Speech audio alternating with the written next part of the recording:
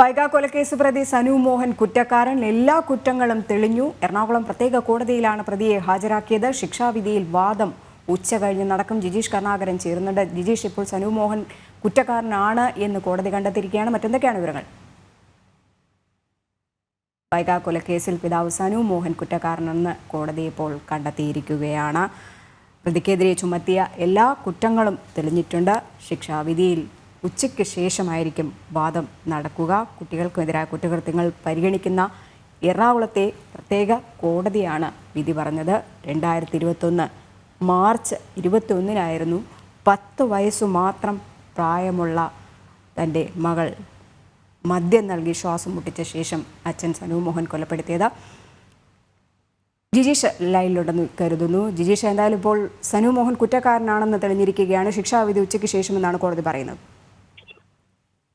രജനി, തീർച്ചയായും നിലവിൽ സനുമോഹനെതിരായ കുറ്റങ്ങളെല്ലാം തന്നെ കോടതി കണ്ടെത്തിയിരിക്കുന്നു. അന്വേഷണ സംഘം മുന്നോട്ട് വെച്ചിട്ടുള്ള കൊലപാതകം, തെളിവ് നശിപ്പിക്കൽ, ജുവനൈൽ ജസ്റ്റിസിലെ വിവിധ ആക്ടുകൾ എന്നിവ പ്രകാരമുള്ള കുറ്റങ്ങളെല്ലാം തന്നെ പ്രതി ചെയ്തതായിട്ടാണ്, സനുമോഹൻ ചെയ്തതായിട്ടാണ് കോടതി ഇപ്പോൾ കണ്ടെത്തിയിട്ടുള്ളത്. പ്രതിക്കുള്ള ശിക്ഷ ഉച്ചയ്ക്ക് ശേഷം വിധിക്കും. അതോടൊപ്പം തന്നെ ശിക്ഷാവിധിക്ക് മുമ്പായിട്ടുള്ള ഒരു വാദവും ബന്ധപ്പെട്ട് തന്നെ നടക്കുകയും ചെയ്യും. 2021 മാർച്ച് 22-നാണ് ഈ നാടിനെ നടുക്കി കൊലപാതകം നടക്കുന്നത്. സനു മോഹന് വിവിധ ഭാഗങ്ങളിൽ വലിയ തോതിൽ കടക്കണി ഉണ്ടായിരുന്നു. പ്രത്യേകിച്ച് മഹാരാഷ്ട്രയിലടക്കം നിരവധി ആളുകൾക്ക് പണം നൽകാനുണ്ടായിരുന്നു. അതുകൊണ്ട് തന്നെ ഇവരിൽ നിന്ന് മാറി നിൽക്കുന്നതിന് വേണ്ടി ഏറെക്കാലം ഒളിവിൽ പോകുന്നതിന് വേണ്ടി സനു മോഹൻ തീരുമാനിച്ചു. ആൾമാറാട്ടം നടത്തി ജീവിക്കാമെന്ന ഒരു കണക്കുകൂട്ടലായിരുന്നു സനു മോഹൻ. എന്നാൽ ഈ സമയം തന്റെ മകളെ വൈകിയെ മറ്റാരും നോക്കാനുണ്ടാകില്ല, തന്റെ ഭാര്യ അടക്കം അവളെ നോക്കില്ല എന്നെല്ലാമുള്ള ധാരണയിലാണ് ഇത്തരത്തിലുള്ള കൊലപാതകം നടത്തിയത് എന്ന ഒരു മൊഴിയായിരുന്നു സനു മോഹൻ നൽകിയത്. അന്വേഷണ സംഘം അന്വേഷണത്തിൽ വ്യക്തമായത് കൃത്യമായ ആസൂത്രണത്തോടെയാണ് സനു മോഹൻ കൊലപാതകം നടത്തിയത് എന്ന് മനസ്സിലായി. ആലപ്പുഴയിലെ ഭാര്യ വീട്ടിലായിരുന്ന മകൾ വൈകിയെ കങ്ങരപ്പടിയിലെ വീട്ടിലെത്തിച്ചു ശേഷമാണ് ഈ കൊലപാതകം നടത്തിയത്. കൊക്കക്കോളയിൽ മദ്യം കലർത്തിയ ശേഷം പാതി അബോധാവസ്ഥയിലാക്കിയ ശേഷം പിന്നീട് പുതപ്പ് കൊണ്ട് കഴുത്ത് മുറുക്കിയാണ് ഈ കൊലപാതകം നടത്തിയത്. അതിനുശേഷമാണ് മുട്ടാർ പുഴയിലേക്ക് കുട്ടിയെ എറിയുന്നത്. അതോടൊപ്പം സനു മോഹൻ താൻ ആത്മഹത്യ ചെയ്തു എന്ന് വരുത്തി തീർക്കാനുള്ള ശ്രമങ്ങളും നടത്തിയിരുന്നു. അത് ഏറെക്കുറെ ആദ്യഘട്ടങ്ങളിൽ വിജയിക്കുകയും ചെയ്തു. സനു മോഹനും ആത്മഹത്യ ചെയ്തു എന്നും രണ്ടുപേരും മരണപ്പെട്ടു എന്നുള്ള ഒരു ധാരണയിലായിരുന്നു തുടക്കത്തിൽ അന്വേഷണ സംഘവും ഉണ്ടായിരുന്നത്. പിന്നീടാണ് കുട്ടിയെ കൊലപ്പെടുത്തിയ ശേഷം ഇയാൾ പിന്നീട് രക്ഷപ്പെടുകയായിരുന്നു എന്ന ആ വിവരം കൃത്യമായി തന്നെ അന്വേഷണ സംഘത്തിന് മനസ്സിലാകുന്നത്. അങ്ങനെ കൊലപാതക കുറ്റവും തെളിവ് നശിപ്പിക്കലും അടക്കം വിവിധ വകുപ്പുകളായിരുന്നു പ്രതികൾക്കെതിരെ ചുമത്തിയിരിക്കുന്നത്. ഈ പ്രതികൾക്കെതിരെ ചുമത്തിയിരിക്കുന്ന മുഴുവൻ വകുപ്പുകളും കൃത്യമായി തന്നെ കണ്ടെത്താൻ അന്വേഷണ സംഘത്തിന് കോടതിയിൽ തെളിയിക്കാൻ കഴിഞ്ഞു. ഇതെല്ലാം ഉൾപ്പെടുന്ന ഈ കുറ്റങ്ങളെല്ലാം ഉൾപ്പെട്ടുകൊണ്ടുള്ള ശിക്ഷാവിധിയായിരിക്കും ഉച്ചയ്ക്ക് ശേഷം ഉണ്ടായിരിക്കുക. ജിജീഷ്, ആദ്യഘട്ടത്തിൽ തന്നെ ഈ അന്വേഷണ സംഘത്തെ ഏറെക്കുറെ വെള്ളം കുടിപ്പിച്ച ഒരു കേസായിരുന്നു ഈ വൈഗ കേസ്. കാരണം ഈ സനു മോഹൻ പലതരത്തിലുള്ള കള്ളങ്ങളാണ് പറഞ്ഞിട്ടുണ്ടായിരുന്നത്. അവസാനമാണ് ഈ ധൂർത്ത് കൊണ്ട് വരുത്തിവെച്ച കടബാധ്യതയിൽ നിന്ന് രക്ഷപ്പെട്ട് നാടുവിടാൻ ശ്രമിക്കുകയായിരുന്നു സനു മോഹൻ. അത്തരത്തിലുള്ള പ്രചരണങ്ങളൊക്കെ തന്നെ ഉണ്ടായിരുന്നു. പക്ഷെ അതൊക്കെ തന്നെ പൊളിച്ചടുക്കിക്കൊണ്ടായിരുന്നു അന്വേഷണം കൃത്യമായ രീതിയിൽ മുന്നോട്ട് പോയത്. ഈ സനു മോഹൻ പ്രതിയാണ് എന്നുള്ള കാര്യത്തിൽ വരെ എത്തിച്ചേർന്നത്. തീർച്ചയായും തുടക്കത്തിൽ അന്വേഷണ സംഘത്തെ വഴിതെറ്റിക്കാനുള്ള അല്ലെങ്കിൽ അന്വേഷണം വഴിതെറ്റിക്കാനുള്ള ശ്രമങ്ങളെല്ലാം തന്നെ സനു മോഹന്റെ ഭാഗത്ത് നിന്ന് ഉണ്ടായിരുന്നു. ഈ പ്രതി മറ്റാരെങ്കിലും ഈ സനു മോഹൻ അപ്പോൾ തന്നെ കുറ്റകൃത്യത്തിൽ പങ്കാളിയാണോ എന്നൊരു സംശയവും പോലീസിനെ സംബന്ധിച്ചിടത്തോളം ഉണ്ടായിരുന്നു. എന്നാൽ ശാസ്ത്രീയ തെളിവുകളുടെയും മറ്റു ചില സാക്ഷിമൊഴികളുടെയും അടക്കമുള്ള അന്വേഷണമാണ് പിന്നീട് മുന്നോട്ട് പോയത്. സനു മോഹൻ ഏറ്റവും ഒടുവിൽ അതായത് വിശദമായ ചോദ്യം ചെയ്യലിലാണ് കടബാധ്യത മൂലം താനും ആത്മഹത്യ ചെയ്യാൻ ആദ്യം തീരുമാനിച്ചിരുന്നു. മകളെ കൊലപ്പെടുത്തിയ ശേഷം ആത്മഹത്യ ചെയ്യാനായിരുന്നു തന്റെ ഒരു പദ്ധതി ഉണ്ടായിരുന്നത് എന്ന് സനു മോഹൻ അന്വേഷണ സംഘത്തോട് വെളിപ്പെടുത്തി.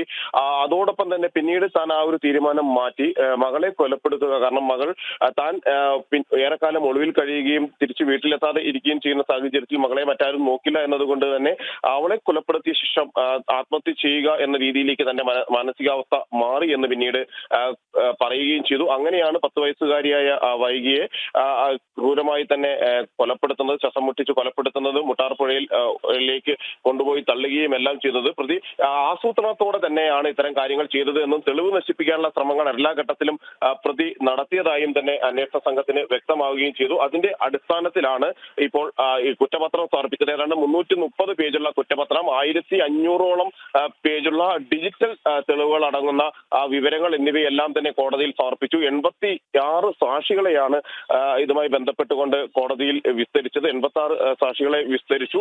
ഒപ്പം തന്നെ 300ഓളം സാക്ഷി മൊഴികൾ ഈ ഒരു കുറ്റപത്രത്തിൽ അന്വേഷണ സംഘം ഉൾപ്പെടുത്തുകയും ചെയ്തു. അങ്ങനെ വിശദമായി തന്നെയുള്ള ഒരു തെളിവുകൾ മുൻനിർത്തിക്കൊണ്ട് തന്നെയാണ് അന്വേഷണ സംഘം മുന്നോട്ട് പോവുകയും ചെയ്തത്. ഇപ്പോൾ ഇതുമായി ബന്ധപ്പെട്ടുകൊണ്ട് കൃത്യമായി തന്നെ നൽകിയിരിക്കുന്ന വിവരങ്ങൾ പൂർണ്ണമായും തന്നെ അത് തെളിയുന്ന തരത്തിൽ തന്നെയാണ് അന്വേഷണം ഇപ്പോൾ മുന്നോട്ട് പോയിരിക്കുന്നതും കോടതി കുറ്റക്കാരനായി ജിജീഷ്, അതിക്രൂരമായ രീതിയിലായിരുന്നു കൊലപാതകം നടത്തിയിട്ടുണ്ടായിരുന്നത്. ശ്വാസം മുട്ടിച്ച് മദ്യത്തിൽ ആദ്യം ഈ വിഷം കലർത്തി നൽകുക, അതിനുശേഷം മദ്യം നൽകി ശ്വാസം മുട്ടിച്ച് ബോധരഹിതയായ ശേഷമായിരുന്നു ഈ അച്ഛൻ എന്ന് പറയുന്ന സനു മോഹൻ തന്നെ തൻ്റെ മകളെ പുഴയിലെറിഞ്ഞു കൊന്നത്. അതിക്രൂരമായ ഒരു കൊലപാതകമാണ് നടന്നിട്ടുള്ളത്. കേരളം തന്നെ ഒന്നടങ്കം ഞെട്ടിയ ഒരു സംഭവമായിരുന്നു. കാരണം പ്രതി സ്വന്തം അച്ഛനാണ് എന്നറിഞ്ഞ ആ ഒരു നിമിഷം ഒരു ശിക്ഷാവിധിയും കടുത്ത് തന്നെ ആയിരിക്കില്ലേ? തീർച്ചയായും ഇതുമായി ബന്ധപ്പെട്ട് പ്രോസിക്യൂഷൻ മുന്നോട്ട് വെച്ചിട്ടുള്ള ഒരു കാര്യമെന്ന് പറയുന്നത്, രജനി, പ്രതിക്ക് പരമാവധി ശിക്ഷ നൽകണം. അതിക്രൂരനായ ഒരു കൊലപാതകി തന്നെയാണ് സനു മോഹൻ. കാരണം സ്വന്തം മകളെ ആസൂത്രണത്തോടുകൂടി തന്നെ കൊലപ്പെടുത്തുന്നു. അതിനുശേഷം സ്വന്തം രക്ഷപ്പെടാനുള്ള ശ്രമങ്ങൾ നടത്തുന്നു. ഒപ്പം തന്നെ ഈ ഒരു കൊലപാതകം മൂടി വെക്കാനുള്ള എല്ലാ നീക്കങ്ങളും അതുമായി ബന്ധപ്പെട്ട കാര്യങ്ങളെല്ലാം തന്നെ പ്രതി കൃത്യമായി നടത്തുന്നു. അങ്ങനെ ഈ തരത്തിലുള്ള ഒരു കൊലപാതകം നടത്തിയ പ്രതിക്ക് പരമാവധി ശിക്ഷ തന്നെ നൽകണമെന്ന ഒരു വാദമാണ് എല്ലാ ഘട്ടത്തിലും അന്വേഷണ സംഘം മുന്നോട്ട് വയ്ക്കുകയും ചെയ്തിരിക്കുന്നത്. മാത്രമല്ല ഇതുമായി ബന്ധപ്പെട്ടുകൊണ്ട് കൃത്യമായ തെളിവുകൾ അന്വേഷണ സംഘത്തിന് ശേഖരിക്കാൻ കഴിഞ്ഞു. വിവിധ വകുപ്പുകൾ പ്രകാരം പ്രതി കുറ്റം ചെയ്തിട്ടുണ്ട് എന്ന് കോടതിയിൽ തെളിയിക്കാൻ കഴിഞ്ഞു. IPC 302, ഒപ്പം തന്നെ 328, 201, ജുവനൈൽ ജസ്റ്റിസ് ആക്ടിലെ 75, 77 വകുപ്പുകളാണ് നിലനിൽക്കുമെന്ന് കോടതി കണ്ടെത്തിയിട്ടുള്ളത്. ഇതെല്ലാം തന്നെ കൊലപാതക ശ്രമം, തെളിവ് നശിപ്പിക്കൽ അടക്കമുള്ള പ്രധാനപ്പെട്ട വകുപ്പുകളാണ്. ഇതെല്ലാം പ്രകാരം പ്രതി കുറ്റം ചെയ്തതായി കോടതിയെ ബോധ്യപ്പെടുത്താൻ അന്വേഷണ സംഘത്തിന് കഴിയുകയും ചെയ്തിരിക്കുന്നു.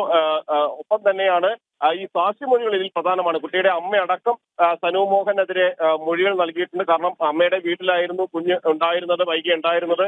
അവിടെ നിന്നാണ് കുട്ടിയെ ഇയാൾ കൊലപ്പെടുത്തുക എന്ന ലക്ഷ്യത്തോടു കൂടി തന്റെ താമസ സ്ഥലത്തേക്ക് കൊണ്ടുവരുന്നത്, കങ്ങരപ്പടിയിലെ ഫ്ളാറ്റിലേക്ക് കുട്ടിയെ എത്തിക്കുന്നത്. അവിടെ വെച്ചാണ് ഈ ആസൂത്രിതമായി തന്നെയുള്ള ഒരു കൊലപാതകം നടത്തുകയും ചെയ്യുന്നത്. അതുകൊണ്ട് തന്നെ പരമാവധി ശിക്ഷ എന്ന ഒരു ആവശ്യം പ്രോസിക്യൂഷൻ മുന്നോട്ട് വെച്ചു. ഈ തെളിവുകളും ഡിജിറ്റൽ തെളിവുകളും ഒപ്പം തന്നെ തൊണ്ടി മുതലുകളും മൊബൈൽ ഫോൺ അടക്കമുള്ള കാര്യങ്ങൾ വിവിധ സംസ്ഥാനങ്ങളിൽ നിന്നാണ് അന്വേഷണ സംഘം കണ്ടെത്തിയത്. പലയിടത്തായി ഒളിവിൽ കഴിയുകയായിരുന്നു പ്രതി. ഈ ഒളിവിൽ കഴിഞ്ഞ സ്ഥലങ്ങളിൽ നിന്നെല്ലാം തന്നെ തെളിവുകൾ ശേഖരിക്കാൻ കഴിഞ്ഞു. ഈ ഒരു കുറ്റകൃത്യം നടന്ന് പ്രതി രക്ഷപ്പെട്ടതിന് ശേഷം 28ാമത്തെ ദിവസമാണ് കർണാടകയിലെ കാർവാറിൽ നിന്ന് സനുമോഹൻ പിടിയിലാകുന്നത്. മഹാരാഷ്ട്രയിൽ ഏറെക്കാലം ഇയാൾ ഉണ്ടായിരുന്നു. അവിടെ വലിയ ശരി, എന്തായാലും 10 വയസ്സുകാരി വൈകിയെ മദ്യം കുടിപ്പിച്ച് പുഴയിലെറിഞ്ഞു കൊന്ന കേസിൽ അച്ഛൻ സനു മോഹൻ കുറ്റക്കാരനാണ് എന്ന് തെളിഞ്ഞിരിക്കുകയാണ്. ഉച്ചയ്ക്ക് ശേഷമായിരിക്കും ശിക്ഷാവിധി ഉണ്ടാവുക. ജിജീഷ് കർണാകരനാണ് വിവരങ്ങൾ നൽകിയത്.